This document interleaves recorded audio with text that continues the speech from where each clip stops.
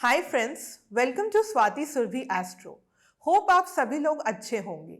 आज बात करेंगे कुंडली के दशम भाव के बारे में, यानी कि 10th हाउस के बारे में। तो दशम भाव इतना जरूरी क्यों है?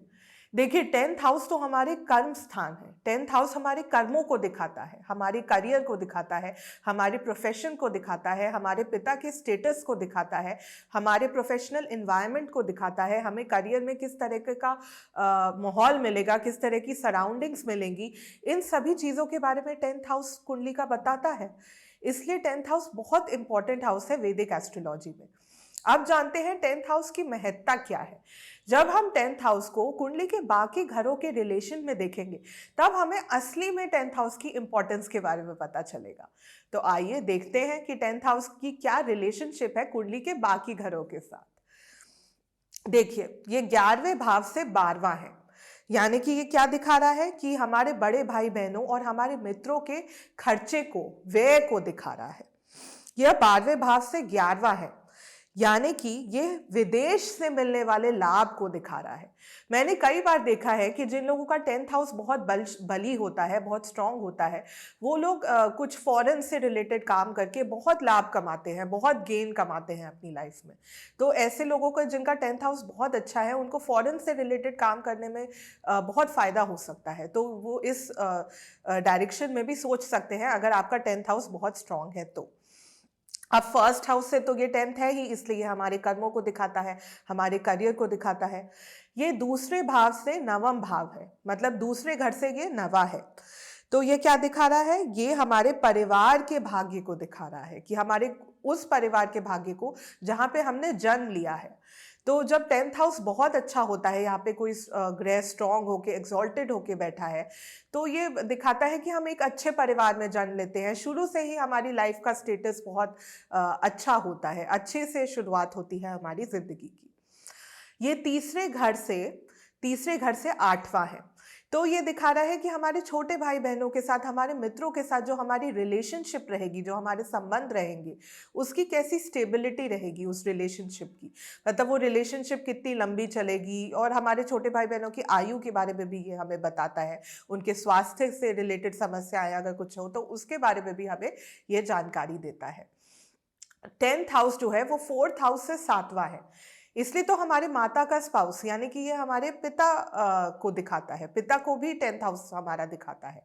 9th हाउस भी पिता को दिखाता है। कई ज्योतिष ये भी मानते हैं कि 9th हाउस पिता को दिखाता है, और 10th हाउस भी इस नजरिए से देखें तो 10th हाउस भी पिता को दिखाता है। 10th हाउस जो है वो 5th हाउस से छठा है, यानी कि ये हमारी एजुकेशन में आने वाली ऑब्स्टिकल्स को, एजुकेशन में आने वाले चैलेंजेस और रुकावटों को दिखाता है। 9th हाउस छठे घर से 5वां है। तो ये क्या दिखा रहा है कि हम अपने कर्जे को चुकाने में, अपने लॉसेस को ओवरकम करने में, अपने लॉसेस से पीछा छुड़ाने में जो बुद्धि का प्रयोग करते हैं, वो कैसे हम अपनी बुद्धि का इस्तेमाल करेंगे अपने शत्रुओं को पराजित करने में, कैसे अपनी बुद्धि का इस्तेमाल करेंगे अपने चैलेंजेस को ओवरकम करने में, उसके बारे में भी 10th हाउस हमें बताता है। अब 10th हाउस 7वें घर से चतुर्थ स्थान है, यानी कि ये हमारी मैरिड लाइफ की खुशी है। ये दिखाता है कि हमें मैरिज से कितनी खुशी प्राप्त होगी, कितना आनंद प्राप्त होगा।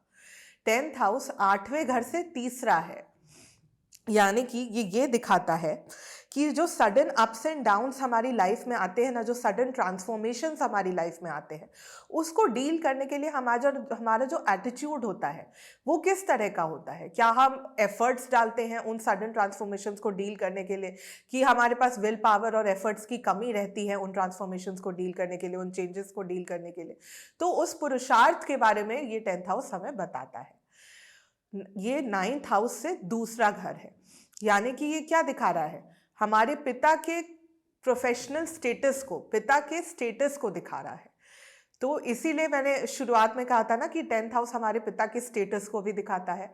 तो वो क्योंकि 9th हाउस से दूसरा है, और 9th हाउस क्योंकि पिता का घर होता है, इसलिए 10th हाउस उनके स्टेटस के बारे में भी हमें बताता है। तो कुछ इस तरह से लॉजिकली हम समझ सकते हैं कि 10th हाउस इतना महत्वपूर्ण क्यों है हमारे जीवन में। तो फ्रेंड्स, अब मैं बात करती हूँ 10वें घर में अगर कोई प्लैनेट बैठा हो तो किस तरह के रिजल्ट्स आपको देखने को मिलते हैं। देखिए, अगर 10वें घर में सूर्य बैठा हो तो कई बार ऐसे व्यक्ति को सरकारी नौकरी करने का अवसर प्राप्त होता है, लेकिन आपको सूर्य की स्थिति भी देखनी होगी 10वें घर में कि सूर्य बलशाली होके बैठा है कि नहीं, उच्च का होके बैठा है या सुग्रही होके बैठा है, तो सरकारी नौकरी करने के अवसर ज्यादा आसानी से प्राप्त होंगे ऐसे इंसान को। वही अगर सूर्य किसी और राशि में बैठा है तो आपको उस राशि के स्वामी की भी स्थिति देखनी होगी, तभी आप बता सकोगे कि सरकारी नौकरी मिलने के अच्छे अवसर बन रहे हैं कि नहीं जन्म पत्रिका में। अब अगर कुंडली के 10वें घर में चंद्रमा बैठा हो तो ये दिखाता है कि आपके करियर में थोड़ी ना स्टेबिलिटी कम रहती है, थोड़े अप्स एंड डाउन्स रहते हैं, उतार चढ़ाव रहते हैं। आप कभी कुछ करते हो, कभी कुछ करते हो, क्योंकि चंद्रमा एक वाटरी प्लैनेट है, एक चंचल ग्रह है, ये मन की चंचलता को दिखाता है एक तरीके से। अगर 10वें घर में मंगल बैठा हो तो ये स्थिति बहुत अच्छी है, क्योंकि मंगल तो उच्च का भी माना जाता है 10वें घर में, काल पुरुष की कुंडली को अगर हम कंसिडर करें तो अगर मंगल बैठा हो 10वें घर में तो ये दिखाता है कि आप अपने करियर में बहुत उच्च स्थान प्राप्त करते हो, बहुत आगे तक जाते हो अपने करियर में, बहुत हायर लेवल तक जाते हो। अब अगर 10वें घर में बुध बैठा हो तो ये दिखाता है कि आप बहुत अच्छे बिजनेसमैन हो सकते हो, आप बहुत अच्छे ट्रेडर हो सकते हो, आप राइटिंग की फील्ड में बहुत अच्छा कर सकते हो, कम्युनिकेशन की फील्ड में बहुत अच्छा कर सकते हो, मैनेजमेंट, मार्केटिंग, सेल्स, इन सब की फील्ड्स में आप बहुत अच्छा कर सकते हो अगर बुध बलशाली होके 10वें घर में बैठा हो तो।